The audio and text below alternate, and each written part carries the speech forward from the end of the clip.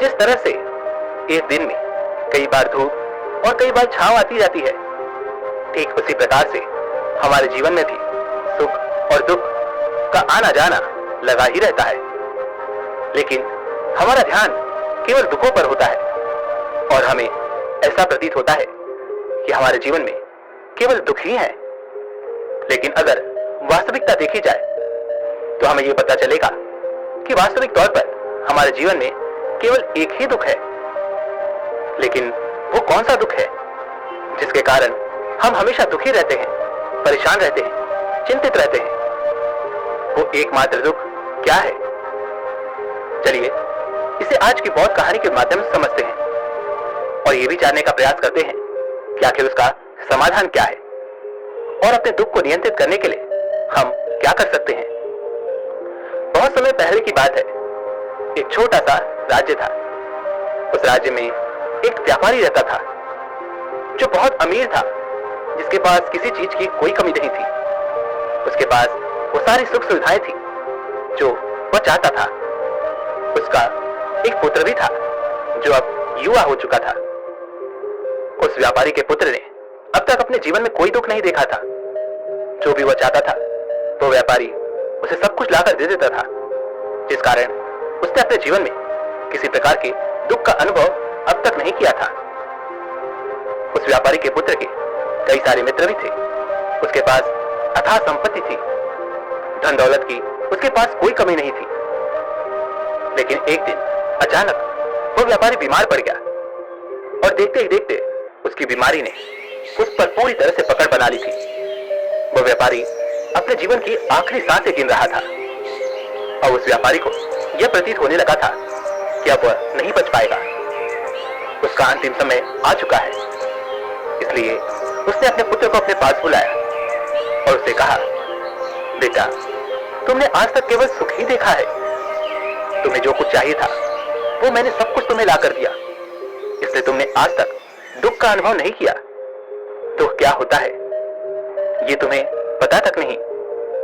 और इसी बात की चिंता मुझे खाए जा रही है कि जब तुम्हारे पर दुखों के बादल मंडराएंगे तो तुम सह नहीं पाओगे।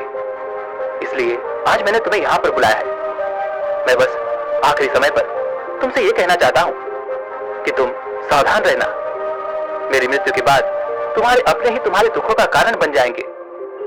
इतना कहकर वह व्यापारी मृत्यु को प्राप्त हो गया। उस व्यापारी का पुत्र अपने पिता की मृत्यु पर बहुत दुखी था, वह रो रहा था। तभी उसके पास उसका एक मित्र आया और वह उसे समझाते हुए कहता है, मित्र, तुम रो क्यों रहे हो? तुम्हारा पिता ही मरा है, लेकिन तुम्हारे पास तो अब भी ये सारी धन दौलत है, ये सारी संपदा है, ये सारी संपत्ति तुम्हारी ही तो है। अब तो तुम उन चीजों का भी आनंद ले सकते हो जिनका आनंद तुम अपने पिता के रहते नहीं ले पाए। अपने मित्र की यह बात सुनकर वो बड़ा प्रसन्न हुआ और उसे भी इस बात का एहसास हो चुका था कि उसके पास अथाह संपत्ति है, धन है, दौलत है, जिसकी मदद से वो अपना जीवन खुशी खुशी बिता सकता है। लेकिन इसी धन संपदा के कारण वह अब बुरी आदतों का शिकार भी हो चुका था। वह वैश्यालय जाने लगा था। उसे हर प्रकार का नशा करने की आदत लग चुकी थी। जहां उसका मन करता वो वहां चला जाता। जब भी उसका मन करता वो किसी को भी अपने घर बुला लेता, फिर चाहे दिन हो या रात। जो भी उसका मन करता वो खरीद लेता, क्योंकि उसके पास अथाह संपत्ति थी। और तो और उसके पिता का सारा व्यापार भी अब उसी के हाथों में था और अब वो बहुत खुश था।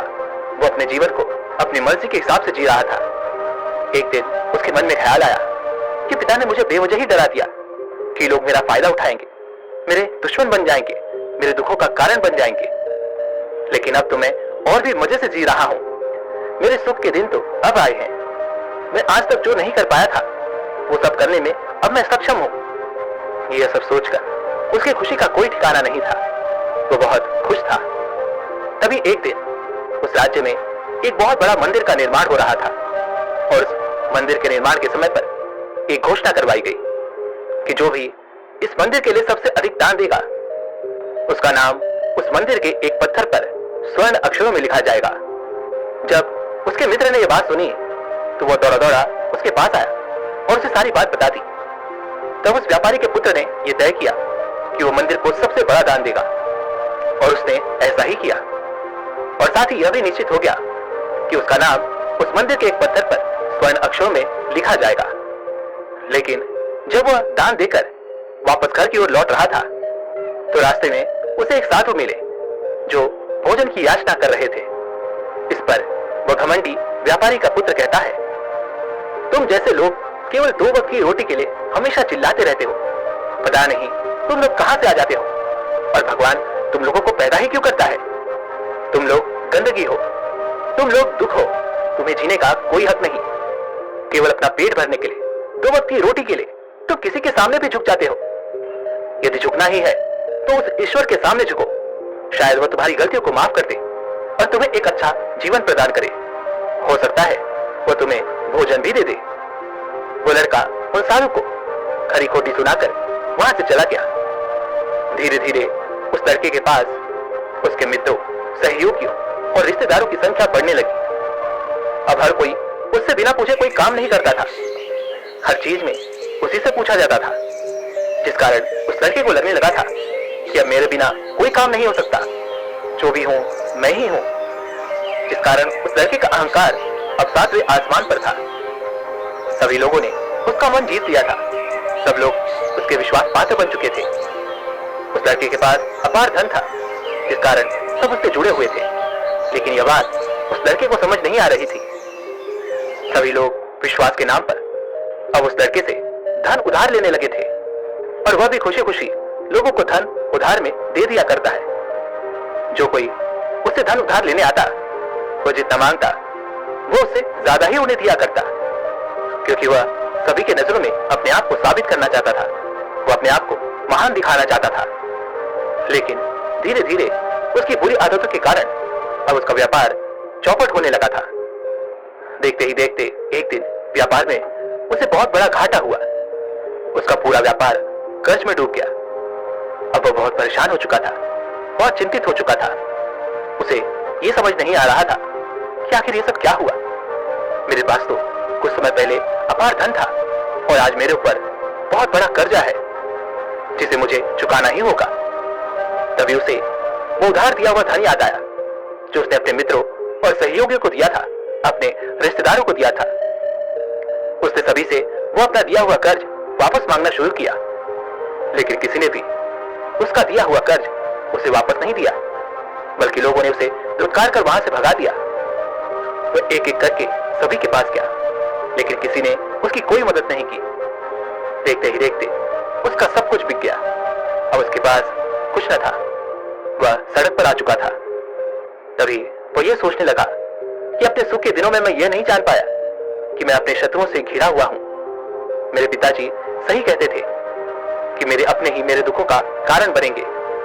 पिताजी, आपका धन्यवाद, लेकिन मैं आपकी बातों को समझ नहीं पाया। और आज देखिए क्या हो गया। वह सारा दिन यहां से वहां भटकता रहा और सोचता रहा कि अब आगे क्या होगा। वो कैसे खाएगा, कहां रहेगा और कैसे सोएगा। उसे अपने पिता की याद सता रही थी। वो उन्हें याद कर करके रो रहा था। उसकी आंखों से आंसू बह रहे थे, लेकिन अब बहुत देर हो चुकी थी और अब धीरे धीरे उसे भूख भी लग रही थी।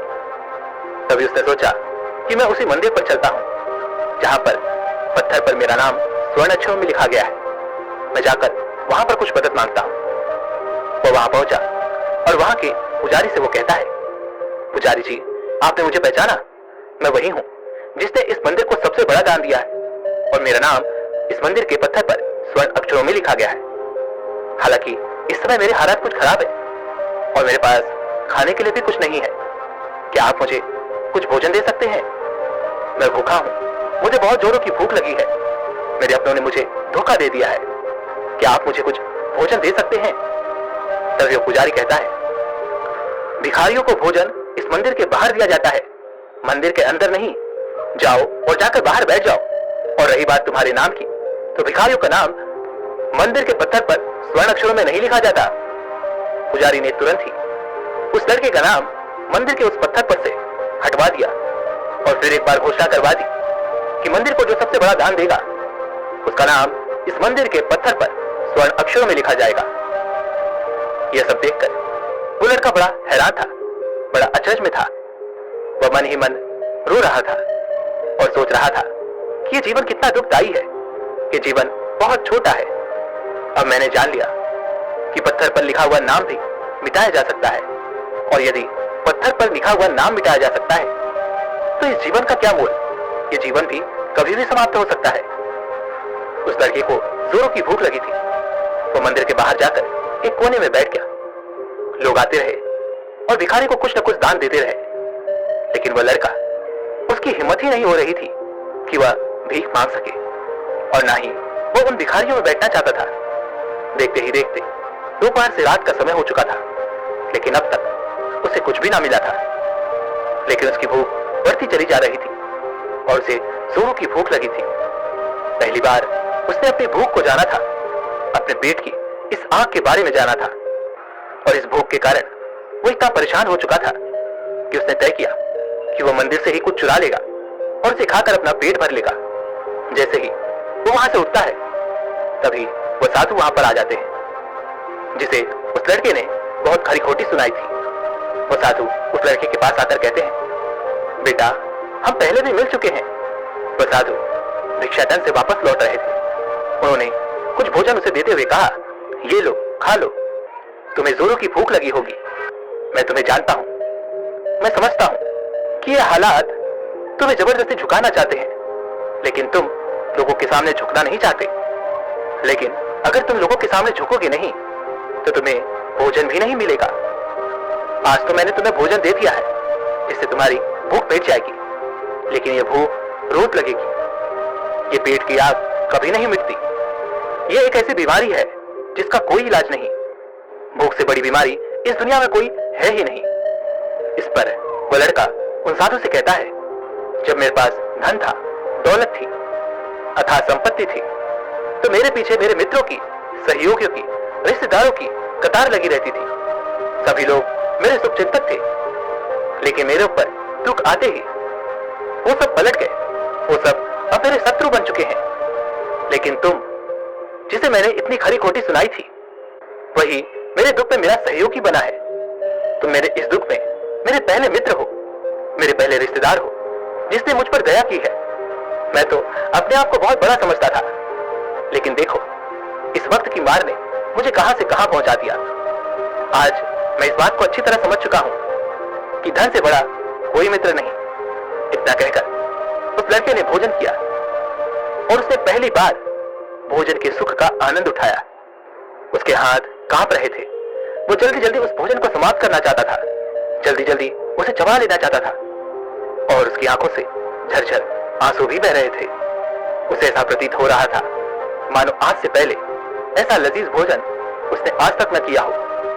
भोजन करते वक्त जो अनुभव उसे प्राप्त हुआ, ऐसा अनुभव उसे आज तक नहीं मिला था। तभी वो उस साधु से कहता है, ये कैसा सुख है, मैं इस दुख में भी इस भोजन के सुख का अनुभव कर पा रहा हूं। तभी वो साधु कहते हैं, जहां तृप्ति होती है वहां सुख का अनुभव होता है, लेकिन सावधान, तृप्ति बहुत खतरनाक भी होती है। जब यह तृप्ति हमारी आवश्यकताओं, हमारी इच्छाओं से ऊपर उठ जाती है, तब यह दुख के दर्शन भी हमें कराती है। आज जो भोजन तुम कर रहे हो, ऐसा भोजन यदि तुम्हें पहले प्राप्त होता तो तुम इसे छूते तक नहीं, लेकिन आज इसी भोजन को करके तुम्हें तृप्ति मिल रही है। लेकिन जब तुम्हारे पास धन था, दौलत थी, तब तुमने इससे भी अच्छा भोजन किया होगा, लेकिन तब तुम्हें तृप्ति नहीं मिली होगी, वह सुख प्राप्त नहीं हुआ होगा जो तुम आज अनुभव कर रहे हो। लेकिन सावधान, अगर ऐसा ही भोजन तुम्हें रोज मिलता रहे तो तुम और भी अच्छे भोजन की कामना करने लगोगे, और इसी कामना की तृप्ति के लिए तुम्हारे मन में दुख पैदा होगा, और जब तुम अपने मन की इस कामना की तृप्ति कर दोगे तो तुम्हें सुख भी प्राप्त होगा। लेकिन यह सुख आएगा और चला जाएगा, और जब तुम्हारे जीवन में इसी प्रकार के भोजन हमेशा आते रहेंगे और जाते रहेंगे तो तुम किसी और कामना, किसी और इच्छा की ओर आगे बढ़ने लगोगे। तब तुम किसी और इच्छा की पूर्ति करना चाहोगे, तुम किसी और इच्छा की तृप्ति करना चाहोगे, और जब वो इच्छा पूरी नहीं होगी, जब तुम्हें तृप्ति नहीं मिलेगी, तो तुम्हें दुख होगा, तकलीफ होगी, पीड़ा होगी, और यह श्रृंखला ऐसे ही आगे बढ़ती चली जाएगी। तुम हमेशा सुख के पीछे भागोगी, लेकिन दुख तुम्हारे पीछे यूं ही भागता रहेगा। तुम सुख को पकड़ना चाहोगे, दुख तुम्हें पकड़ना चाहेगा। इसी प्रकार यह प्रक्रिया यूं ही निरंतर चलती रहेगी। तभी वह साधु अपने थैले में से एक सोने की थैली निकालकर उस लड़के के हाथ पर रख देता है। तभी वह लड़का उस साधु से कहता है, हे महाराज, आपके पास इतना धन कहां से आया? आप तो एक वैरागी हैं। तभी वह साधु उस लड़के से कहता है, ये धन तुम्हारा ही है। उस दिन जब तुम मुझे खरी खोटी सुनाकर अपने घर की ओर आगे बढ़ रहे थे, तभी तुम्हारी जेब से ये सोने के सिक्कों से भरा हुआ थैला नीचे गिर पड़ा और मैंने इसे उठाकर अपने पास रख लिया, ये सोचकर कि जब तुम मुझे मिलोगे तब मैं इसे तुम्हें लौटा दूंगा। लेकिन उस दिन के बाद से आज तुम मुझे मिले हो, इसलिए मैं तुम्हें इसे लौटा रहा हूं। ले लो, ये तुम्हारा ही है। इस पर वो लड़का कहता है, हे महाराज, इसी धन के लिए तो मुझे मेरे मित्रों ने, मेरे सहयोगियों ने, यहां तक कि मेरे रिश्तेदारों ने भी मुझे धोखा दिया, लेकिन आप वो पहले शख्स हैं जो मुझे ये धन लौटा रहे हैं। और वहीं पर जो मैंने धन, जो कर्ज मैंने अपने मित्रों, अपने सहयोगी, अपने रिश्तेदारों को दिया था, अपने बुरे समय पर जब मैंने उनसे वो मांगा तो उन सभी ने वो धन देने से मुझे मना कर दिया। कईयों ने तो मुझे खरी खोटी सुनाकर अपने घर से धक्के मारकर निकलवा दिया। लेकिन आप महाराज वो पहले शख्स हैं जिन्होंने मेरे इस बुरे समय पर मेरा साथ दिया है, मेरा धन मुझे वापस लौटाया है। मैं आपकी सहायता के लिए आपका आभारी हूं। मैं इस धन से अपना व्यापार फिर से शुरू करूंगा और उस व्यापार को नई ऊंचाइयों तक ले जाऊंगा। तभी वो साधु उस लड़के से कहते हैं, हमें कोई दुख नहीं देता, बल्कि दुख के कारण तो हम स्वयं ही होते हैं। हम स्वयं ही खुद को धोखा देते हैं। सुख में हम भ्रमित रहते हैं, हमें यह पता नहीं चलता कि हम सही कर रहे हैं या गलत। और इसी प्रकार हम एक माया जाल में फंसते चले जाते हैं, क्योंकि सुख में हम अपनी आंखें बंद करके बस उस सुख का आनंद लेते हैं और हम किसी चीज की तरफ ध्यान नहीं देना चाहते। हम नहीं जानना चाहते कि जीवन मीठा है तो कड़वा भी है, सच है तो झूठा भी है। सुख में हम केवल अपने अहंकार को बढ़ावा देते हैं। तभी इस पर वो लड़का कहता है, आप ठीक कहते हैं। जब मेरे पास धन दौलत थी, अथाह संपत्ति थी, तब मैं अंधा हो चुका था। मैं किसी चीज पर ध्यान नहीं देता था। मैंने उसे अपने इन दोनों हाथों से लुटाया है और आज जब वो मेरे पास नहीं है, तब मुझे उसके जाने का एहसास हो रहा है। और अब जबकि मैं इन दुखों से जूझ रहा हूं, तब जाकर मेरी आंखें खुली हैं। तभी मैं ये भी जान पाया कि कौन मेरे साथ है और कौन मेरे खिलाफ। और ये जो ज्ञान दुख द्वारा मुझे प्राप्त हुआ है, ये ज्ञान मैं हमेशा अपने साथ रखूंगा। अपने सुख में भी अब से अपनी आंखें खुली रखूंगा। दोस्तों, मानव शरीर में बहुत ऊर्जा है, बहुत शक्ति है, पर हम उन्हें बेकार की चीजों में यूं ही व्यर्थ कर देते हैं, बेकार के कामों में लगा देते हैं, जिससे हमारा पूरा जीवन यूं ही व्यर्थ हो जाता है। हम में से अधिकांश लोग हमेशा अपने आप को कोसते होंगे, उस ऊपर वाले को यह दोष देते होंगे कि आखिर मैं इतना दुखी क्यों हूं। और हमें से अधिकांश लोगों के मन में यह सवाल तो उठता ही होगा, पर इसका जवाब बड़ा सीधा और सरल है, क्योंकि वो परमात्मा चाहता है कि हम उस दुख का अनुभव करें। वो परमात्मा हमें उस परम दुख तक ले जाना चाहते हैं, जहां पर हमें यह पता चल सके कि इंसानी आत्मा का असली दुख क्या है। और वो दुख है अपने आप को ना पहचान पाना, अपनी शक्तियों को ना पहचान पाना, अपने आप को ना जान पाना, अपने आप को इकट्ठा न कर पाना, अपने आप को नियंत्रित न कर पाना। हमारे जीवन में केवल एकमात्र यही दुख है, क्योंकि हम अपने आप पर कभी ध्यान नहीं देते, अपने आप को एकत्रित करने का कभी प्रयास तक नहीं करते। लेकिन इस दुख को ना देखकर हम बाकी के इधर उधर के दुख को देखकर हमेशा चिंतित रहते हैं, परेशान रहते हैं और अपना पूरा ध्यान उन्हीं दुखों पर लगाए रहते हैं। लेकिन जो वास्तविक दुख है, इस पर हमारा ध्यान कभी जाता ही नहीं। लेकिन वास्तविकता तो यही है कि जब भी हमारे जीवन में कोई दुख आता है, तो हमारा ध्यान खुद पर होना चाहिए कि आखिर मैं दुखी क्यों हूं, मैं क्या हूं, मैं क्यों हूं। और जब ये एकमात्र दुख आपके जीवन में आपको नजर आने लगता है, तब आप ध्यान की तरफ आगे बढ़ने लगते हैं। आप अपने आप को खोजने की तरफ आगे बढ़ने लगते हैं और तब आपके सामने कोई भी समस्या बड़ी नहीं रह जाती। आप किसी भी बड़ी से बड़ी समस्या का समाधान सरलतापूर्वक कर सकते हैं। इसलिए खुद को जानिए, खुद को पहचानिए, क्योंकि जो शक्ति, जो क्षमता आपके भीतर है वो किसी और के पास नहीं है। आप उस परम शक्ति का एक रूप है। आप अपनी शक्ति को पहचानिए, जानिए आप कौन है, क्या है। उसके बाद आपके सामने किसी प्रकार का भी दुख टिक नहीं पाएगा और आप हर परिस्थिति में खुश रहना सीख जाएंगे। दोस्तों, उम्मीद है कि आपने आज की इस वीडियो से जरूर कुछ न कुछ सीखा होगा। तो इस वीडियो को लाइक और अपने दोस्तों के साथ शेयर करना ना भूलें।